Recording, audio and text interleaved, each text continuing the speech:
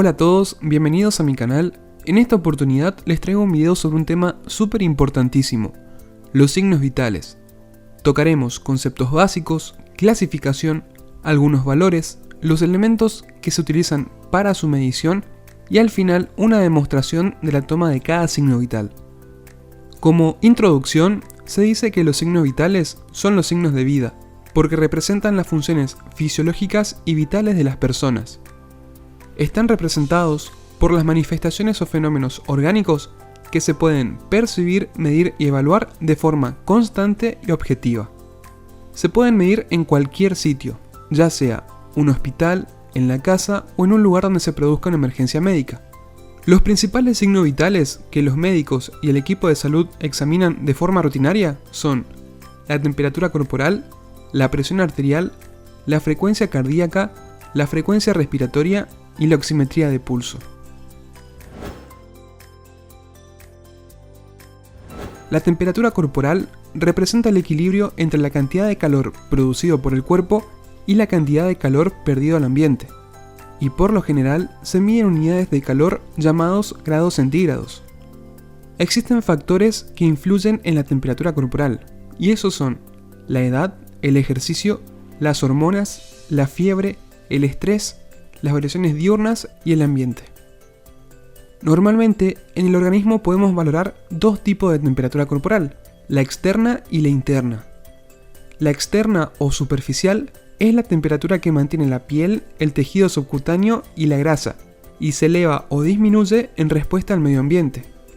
La interna o central es la temperatura que mantienen los tejidos profundos del cuerpo, ya sea el cerebro, los grandes vasos, las vísceras, y es la que relativamente se mantiene constante. Las zonas más comunes de medición de la temperatura son, en la central, el recto y la membrana timpánica, y en la superficial, la oral, la axilar y la piel. Cada uno de estos lugares tiene sus ventajas e inconvenientes. Los términos utilizados para describir las alteraciones de la temperatura corporal son hipotermia cuando es menor a 35,5 grados centígrados, normal cuando es entre 36,5 a 37,5, febrícula de 37,6 a 37,9, fiebre cuando es mayor a 38 grados centígrados, hiperpirexia cuando es mayor a 41,5 grados centígrados e hipertermia cuando es mayor a 37,5 grados centígrados, sumándole que el sistema de termorregulación del cuerpo no funciona correctamente. Los termómetros son los elementos que se utilizan para medir la temperatura, y entre los más usados se encuentran los digitales y los de mercurio. A continuación, vamos a demostrar cómo se realiza la medición de la temperatura axilar con un termómetro de mercurio a un adulto. El equipo que vamos a utilizar va a ser una bandeja pequeña, un termómetro, torondas de algodón secas, alcohol en gel, una bolsa y una virome y un papel. El procedimiento es el siguiente. Primero, lavarnos las manos. Segundo, reunir el equipo, colocarlo en la bandeja y trasladarlo hacia donde está el sujeto de atención.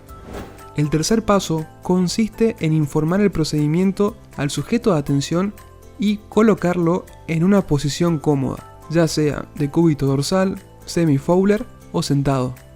El cuarto paso consiste en pedirle al sujeto que separe el brazo y nosotros vamos a verificar si la axila se encuentra seca. Si esta se encuentra húmeda, debemos agarrar una toronda de algodón y secarla dando suaves golpecitos. El quinto paso consiste en tomar el termómetro y observar si la línea de mercurio se encuentra en un nivel menor a 35 grados. Luego colocamos el bulbo del termómetro en el centro de la axila, flexionando el antebrazo sobre el tórax. El séptimo paso consiste en dejar el termómetro durante 3 a 5 minutos en la axila. Como siguiente paso, debemos retirar el termómetro y con una toronda de algodón limpiarlo en forma rotativa para eliminar el sudor del usuario. El noveno paso consiste en leer el termómetro sosteniéndolo a la altura de los ojos. Como décimo paso, lavamos el termómetro con una toronda de algodón embebida en alcohol en gel y luego la secamos con una toronda seca. Por último, desechamos las torondas, realizamos un nuevo lavado de manos y registramos los valores de temperatura.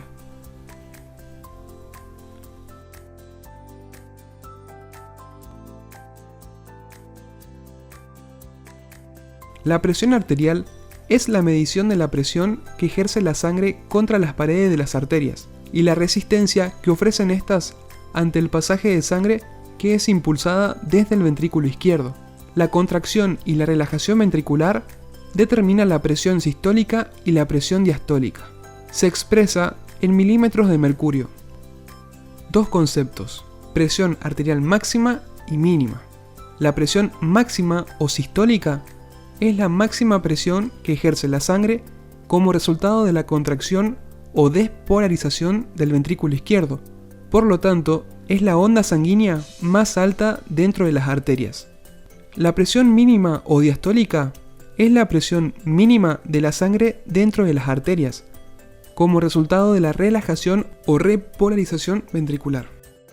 Existen factores que influyen en la presión arterial, y estos son la edad, el sexo, la raza, el ejercicio, la obesidad, el tabaquismo, el estrés, el dolor, los medicamentos, las variaciones diurnas y las enfermedades. Esta es la clasificación de la presión arterial en mayores de 16 años. La presión arterial normal, la sistólica menor a 130 y o diastólica menor a 85. La presión arterial limítrofe, la sistólica entre 130 y 139 y o diastólica entre 85 a 89. Hipertensión nivel 1, la sistólica 140 a 159 y o diastólica 90 a 99. Hipertensión nivel 2 de 160 a 179 y o diastólica de 100 a 109. Hipertensión nivel 3 es cuando la sistólica es mayor o igual a 180 y o mayor o igual a 110 la diastólica. Y la hipertensión sistólica aislada, la sistólica es mayor o igual a 140 y la diastólica menor a 90. Y se considera hipotensión cuando los valores de sistólica es menor a 90 y la diastólica menor a 60.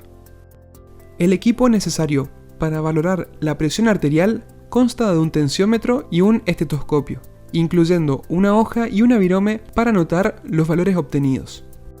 Estas son las recomendaciones generales para la medición de la presión arterial. El sujeto de atención no debe ingerir alimentos, fumar o beber café 30 minutos previos a la toma. El sujeto debe estar relajado y sentarse cómodo en un ambiente tranquilo con temperatura agradable. Hay que comentarle que los datos de la medición se le informarán al finalizar el procedimiento. Tanto el operador como el usuario deben guardar silencio durante las tomas de la presión. Y en la primera consulta se realizan las mediciones en ambos brazos y en las consultas sucesivas se hacen en el brazo en el que se hayan registrado valores más elevados. Los pasos para la medición correcta de la presión arterial son: lavarse las manos, reunir el equipo, colocarlo en la bandeja y trasladarlo hacia el sujeto de atención. El sujeto de atención debe permanecer sentado al menos 5 minutos en una habitación tranquila antes de realizar las mediciones, con apoyo dorsal, ambos pies apoyados sobre el suelo, el brazo a la altura cardíaca, sin compresión de la ropa, con el antebrazo pronado y apoyado sobre una superficie firme. El manguito y la cámara neumática deben ser adecuados a la circunferencia del brazo, cubriendo las 2/3 partes de él. Se coloca el borde distal 2 a 3 centímetros por arriba del pliegue de flexión del codo. Se identifica la presión arterial sistólica por el método palpatorio para definir la presión máxima de inflado, que es 30 milímetros mercurio por encima de la desaparición del pulso radial. Luego se coloca la campana del estetoscopio sobre la arteria humeral, por debajo del borde distal del manguito, y se lo desinfla el manguito a 2 a 3 milímetros de mercurio por segundo. Se utilizan las fases 1 y 5 de Korokov para identificar la presión arterial sistólica y la presión arterial diastólica.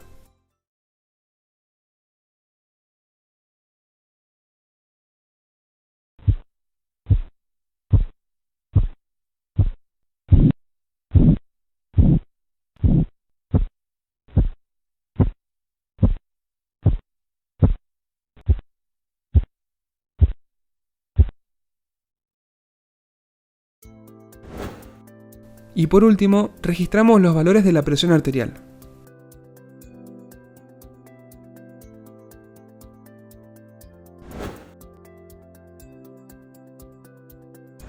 La frecuencia cardíaca mide la cantidad de veces que el corazón late en un minuto. Se expresa en latidos por minutos. La forma más utilizada para obtenerla es mediante el pulso. El pulso es una onda de sangre creada por la contracción del ventrículo izquierdo del corazón. En general, la onda de pulso representa la cantidad de sangre que entra en las arterias con cada contracción ventricular. En una persona sana, el pulso es el reflejo del latido cardíaco, es decir, la frecuencia del pulso es la misma que de las contracciones ventriculares del corazón, o sea, de la frecuencia cardíaca. Sin embargo, en algunos tipos de enfermedades cardiovasculares, las frecuencias del latido cardíaco y del pulso suelen ser distintas.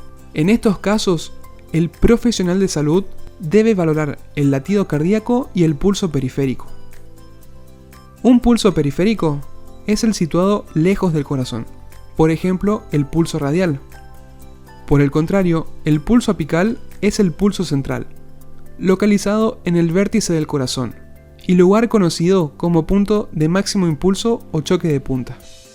Existen factores que pueden influir en la frecuencia cardíaca, y estos son la edad, el sexo, el ejercicio, la fiebre, los medicamentos, la deshidratación, el estrés, la posición corporal y la presencia de patologías.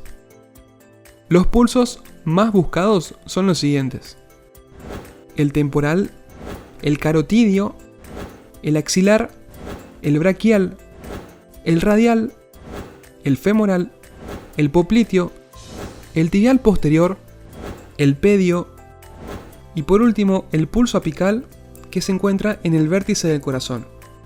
El pulso se valora habitualmente mediante palpación o auscultación. Para palpar todos los pulsos, excepto el vértice del corazón, se utilizan los pulpejos de los 3 dedos centrales.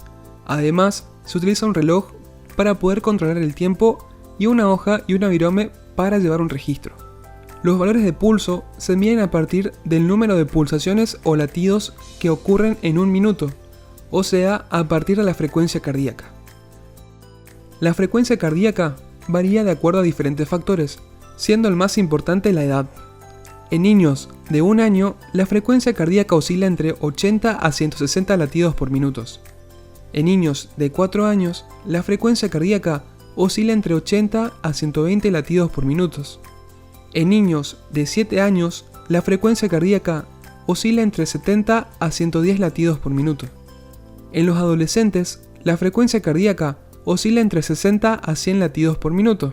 En el adulto joven, sano, en reposo, la frecuencia cardíaca puede oscilar entre 60 a 100 latidos por minuto. Y en los ancianos de más de 70 años, la frecuencia cardíaca puede oscilar entre 55 a 90 latidos por minuto. Como la frecuencia del pulso es la expresión del número de contracciones del corazón, habitualmente se emplean los términos taquicardia y bradicardia tanto para calificar las modificaciones de la frecuencia cardíaca como las del pulso. Y en estos podemos encontrar dos alteraciones. Taquicardia se denomina al aumento en la frecuencia del pulso, cuando es mayor a 100 latidos por minuto, y bradicardia se denomina a la disminución en la frecuencia del pulso, cuando éste llega a ser menor a 60 latidos por minuto. Estos son los pasos para la medición de la frecuencia cardíaca en el pulso radial. Primero debemos lavarnos las manos. Segundo, debemos identificar y orientar al sujeto de atención sobre el procedimiento que vamos a realizar. Tercero, se ayuda al sujeto de atención a adoptar una posición más cómoda en reposo, ya sea en decúbito dorsal o sentado. Con nuestros dedos, índices, medio y anular, debemos presionar con suavidad la arteria radial. Localizamos el pulso y contamos durante 60 segundos con ayuda de nuestro reloj.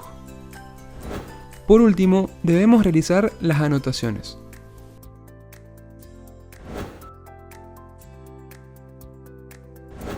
La respiración es el proceso mediante el cual se toma oxígeno del aire ambiente y se expulsa el dióxido de carbono del organismo. El ciclo respiratorio comprende una fase de inspiración y otra de expiración. y en condiciones patológicas intervienen los músculos accesorios de la inspiración y de la expiración.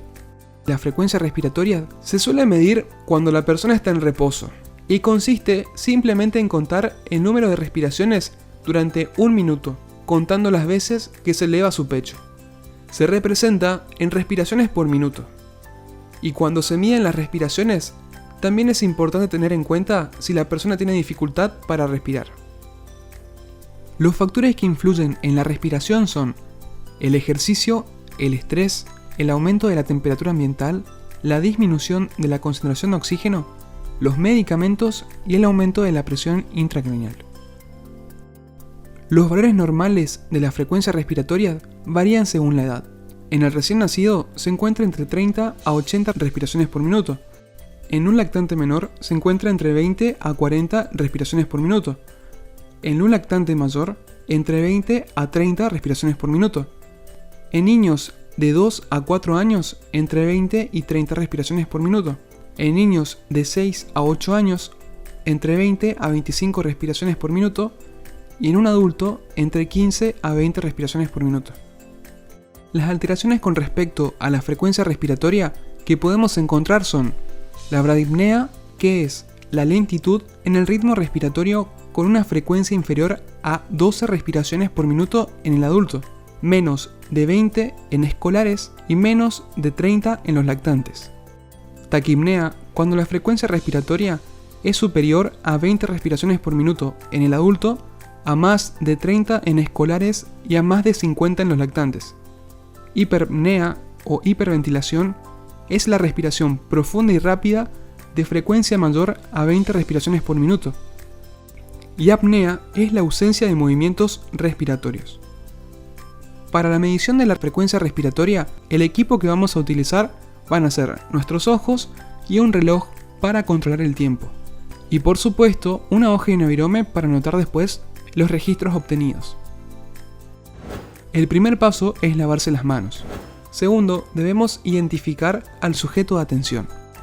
El tercer paso es observar los movimientos de inspiración y expiración en el tórax o en el abdomen del usuario, simulando que se toma el pulso radial. Si las respiraciones son regulares, se cuenta la frecuencia respiratoria durante 30 segundos. Y si son irregulares, se cuenta durante 60 segundos. Por último, debemos realizar las anotaciones correspondientes. Y el último tema que vamos a hablar es la oximetría de pulso, o pulsiometría, que es la medición no invasiva del oxígeno transportado por la hemoglobina en el interior de los vasos sanguíneos. Se representa con la sigla SpO2. Para realizar la técnica de oximetría de pulso, se requiere de un aparato de pulsiometría con un sensor en forma de pinza. En la pinza tiene un productor de luz que se refleja en la piel del pulpejo del dedo. Este sensor mide la cantidad de luz absorbida por la oxihemoglobina circulante en el sujeto de atención. Antes de la toma, se debe masajear el pulpejo del dedo del sujeto de atención. Luego, se coloca la pinza con el sensor y se espera a recibir la información en la pantalla del aparato, en la que aparecerá la siguiente información: índice de saturación de oxígeno, la frecuencia cardíaca y la curva del pulso. Se sugiere que la toma se realice lejos de una fuente de luz importante, que el sujeto de atención no tenga las uñas pintadas ni tampoco mueva el dedo durante la medición. La interpretación de los resultados son los siguientes. En condiciones normales, la saturación debe superar al 95%. Cuando es menor al 93%, indica hipoxia, o sea, falta de oxígeno a nivel sanguíneo. Cuando es menor a 90, indica insuficiencia respiratoria. Y cuando es menor a 80, es necesario reconfirmar analizando una muestra de sangre. Y bien, hasta acá llegamos con el fin del video. Espero que te haya servido. Si te fue de utilidad, por favor déjanos tu like y te invito a suscribirte. Saludos y éxitos en tus exámenes.